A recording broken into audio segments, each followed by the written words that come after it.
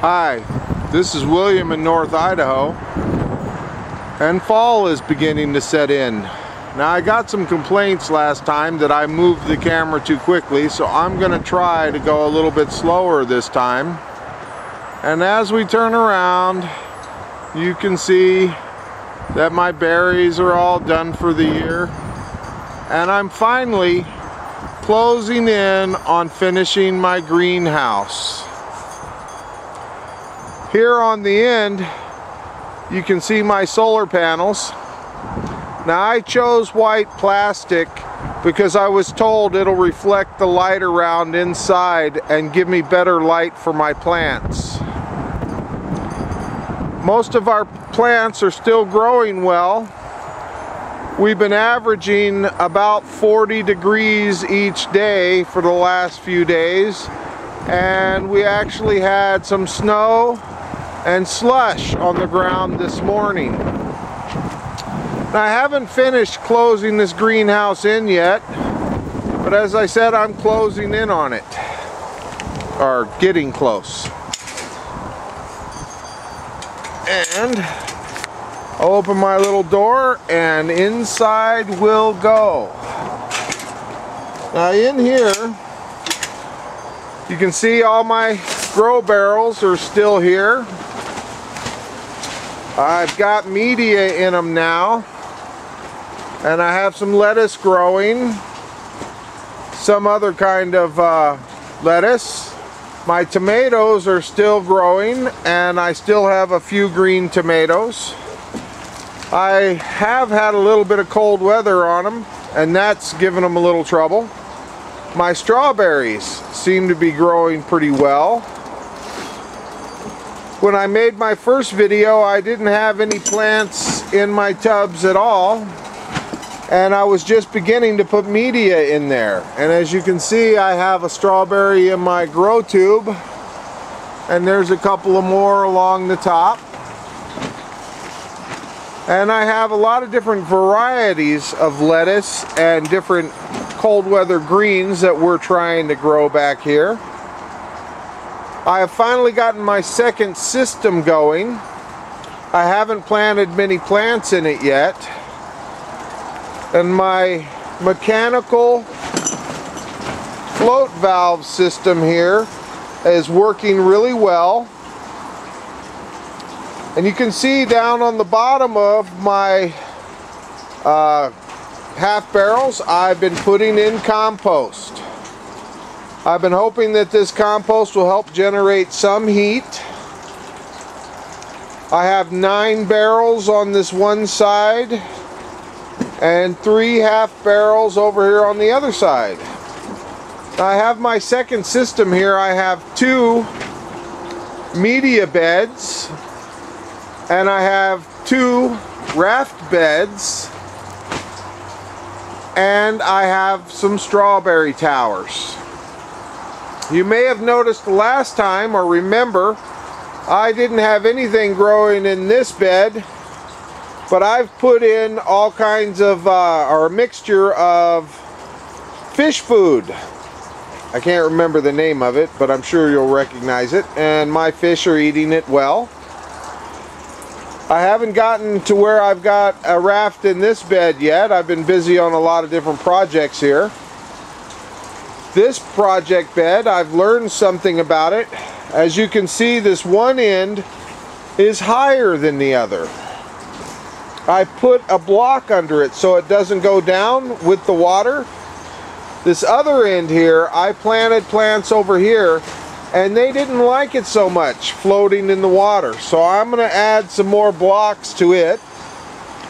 Here's one of the strawberries in my strawberry tower. And let's see if I can get a picture of that one right there. It seems to be growing well. And I don't mean to move the camera too fast, but I allowed some of these strawberries to sit too long, and so they're not growing as well as they could. I'm also using the fish water from my first system to get the second system going. Now I'm going to talk about the systems themselves. In here in my shed, I have 2 tanks. In this first tank, and I doubt if you'll be able to see them, but I have 32 goldfish, ranging in size from 2 to 6 inches. And while we're here, I'll go ahead and throw them some food so they'll come up to the top. And next to this tank, I have a second tank, and it doesn't have any fish in it, but I've been circulating the water from this first tank into the second tank. Now this tank is also 250 gallons. It goes up this black pipe to my solid waste or solid matter separator. And then it goes across with gravity, goes out that white pipe along the wall, and continues on to my strawberry towers. And there you can see it going to the strawberry towers. And then I have a little metered hole in each one of the tees at the top. And the leftover water, or what doesn't come out the metered holes, goes down to the end and sprays into the 4 beds down at the end of the greenhouse. After that, it drains back into a tank under the 2 raft beds and then is recirculated. The first system, which is this one with the fish in it, and I don't know if you can see those fish. I think I can barely make them out, but looks like they're coming up, getting some of that food. And then you can see some of that floating food in there, the plant matter. They seem to be eating that. About once a week I throw in a big net full, and it seems to be pretty well gone by the end of the week. So the water comes from this tank, rises up to this black tank where it's separated for solid matter, and then the liquid comes out the end, this black tube, and uses gravity to flow over to the strawberry or the river tunnel right there. And then all the water runs down to the end where you can see that white pipe dropping down, and then it comes along the back of these grow beds. And as you can see, I'm still learning, but some of my plants are really liking it. Some of them not so much. But as I learn, I'm getting better. Now at this point, the water comes out these white pipes down to my mechanical float assembly, and then I use gravity downward, acrossward, and upwards to slow the flow to fill my floating beds over here. As they reach their level, they slowly drain back into this retaining pond I have under the table. In round figures, I have somewhere around 2,000 gallons of water circulating right now between the 2 systems. I'm concerned that my greenhouse may not be warm enough for the winter, so I'm going to stay with the goldfish until spring. If I can keep it from freezing over the winter with my different devices. I have a heater and a water heater, and I'm working on a solar water heater. If I can stop it from freezing, this spring I plan to put in 200 trout. 50 in this black tank, 50 in this white tank in the back, and 50 in each one of the tanks inside my little shed.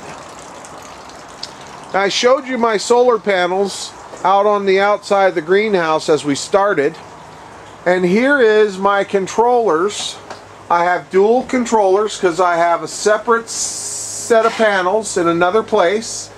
The black controller is handling 300 watts. The silver controller is handling 45 watts. It's a Harbor Freight system, and it also measures my voltage. Now on the back wall I have 4 timers. 2 timers for each system, one out, and one in. I basically have them each running on 30-minute intervals once every 4 hours.